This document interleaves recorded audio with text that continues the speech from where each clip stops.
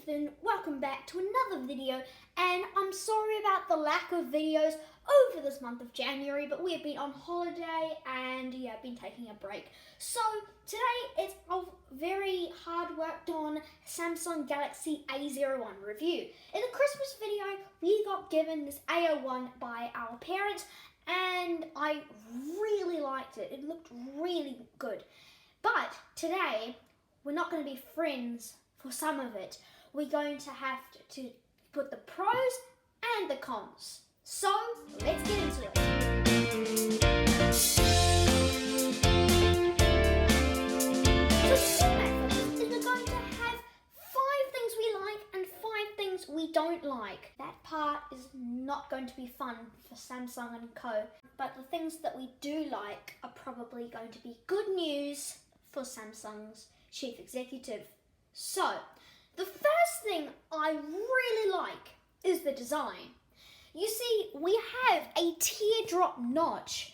It is a really cool design. We got 5.7-inch display, guys, and the back, it's this nice plastic, but it's still quite nice. They don't make it look like plastic. They make it look a lot like glass. It is a really nice phone because there's not much bezels. There's only a tiny bottom one and a tiny top one. So it is really nice to hold, really nice to feel in the hand. It's the smallest phone that Samsung makes. Sometime I would like them to go for a bit of a smaller phone, but in the meantime, it is fine for all of your daily tasks. The second thing I really like about this phone is the battery life. You see, I use my phone a lot and I am actually really surprised about how much battery life I can get out of the phone. On a good days, we can use it for 2 days and we don't have to charge a single thing. It's a really good battery life, and I think that, if you're looking for sort of good battery life, with a new battery, but you're not going to pay high expensive, it's a really good phone to consider if you want good battery life. The third thing I really like is One UI 2 and Android. Now, I am an iOS user. I love Apple. I watch all the events. Hello, developers. And iPhones were too expensive this time. I would have gone with an iPhone, but I didn't. So I had to go with Android. And I'm actually really enjoying it. It's a bit of a change from the regular iPhone life. You can put apps wherever you want. It's really cool using the Google Assistant and the Samsung apps. Hey, what do you think of Siri? She has a nice name. It's really streamlined. I find that some of my favorite apps is Samsung Internet. I really like the Notes app. I also really like other apps like the Device Care. That was actually a very good tip. Device Care, that was actually quite good. And One UI 2 is just, it's really nice to use. And I'm sure other people would have got One UI 2, and I'm sure they're enjoying it, but I'm enjoying it in particular because it's the thing that I use.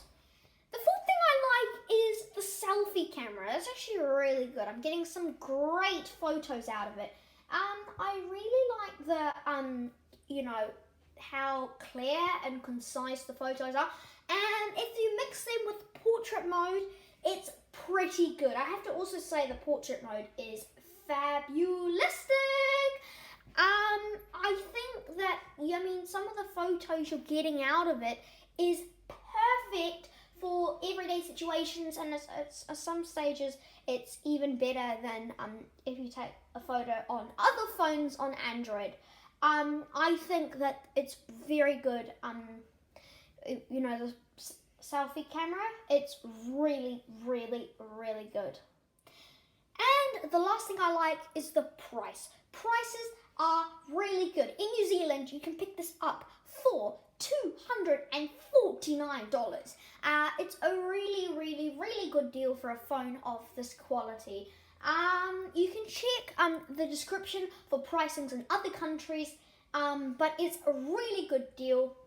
In America, you can get it like for $130 around there, or even cheaper if you are a carrier. So it's really good deal, and I would highly recommend it if you're on the budget.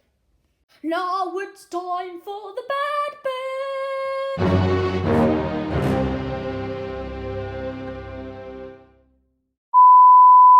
I'm sure that Samsung's board would not like to hear this. So, the first thing that we don't like about this phone is the performance. The chipset is a Snapdragon 439, which is pretty good for everyday situations, but it's not that good when you're trying to do many things. Like, I don't close apps, I leave them open. It's really bad performance when you do it, so I don't have to go and close all of them. So I don't particularly, the quality. I would like it to have a better chipset, but for this price, I mean, I guess it's what you get. It's what you get with it. The second thing I don't like is the normal camera. Like, I really like the actual camera app. That is pretty cool.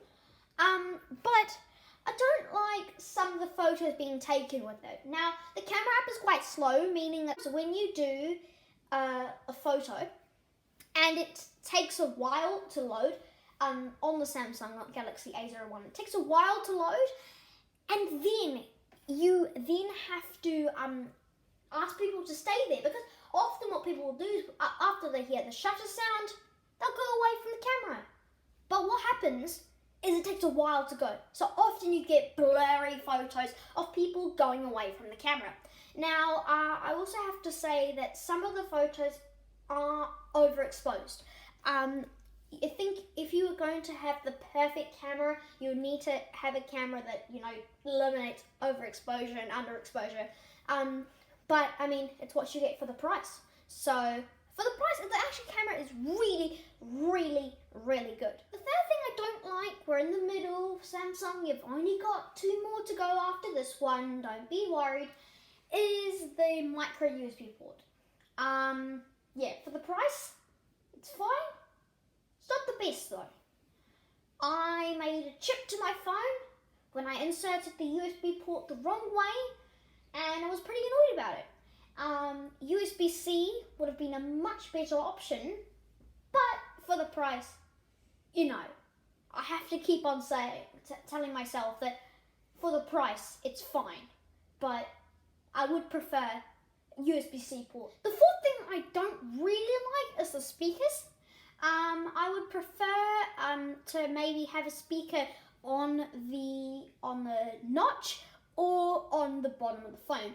What's happening at the moment is when it's on a surface, you can't really hear it. It's very muffled.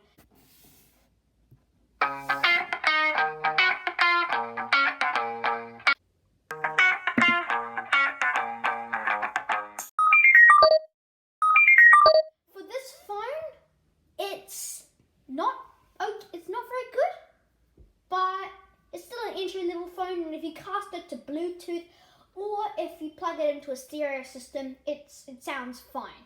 And the final thing I don't like is the amount of onboard storage. We only have 16 gigabytes of onboard storage, and Samsung puts a lot of bloatware apps on the phone, so to free up space is quite hard, because a lot of those apps you need, but a lot of those apps just take up a lot of space. So you often have to get a micro SD card to expand the thing. Oh, and go and check out the micro SD card in the previous video with the Christmas gifts, and you'll find a really cool one that I've got, link in below. The next gift we received is a KingEthan micro SD card. I reckon, with the micro SD card, it's fine. It works really well. But if you don't have a micro SD card, you might have to free up some space every amount of time. Now, it's rating time! I would give the A01 a rating of 8 out of 10. Here's my explanation. The reason why I would give the A01 an 8 out of 10 is because I think that the design and the battery life and the software and the price is really good. But there's a few things that I don't like that bring the rating down. For example, the performance and the speakers. But otherwise, I think it's a really good phone for entry level, and you can snap this up really cheap. So my final verdict is that it's a great phone. It can be used for anyone, from a kid to an older person who wants to just have a phone and have the peace of mind.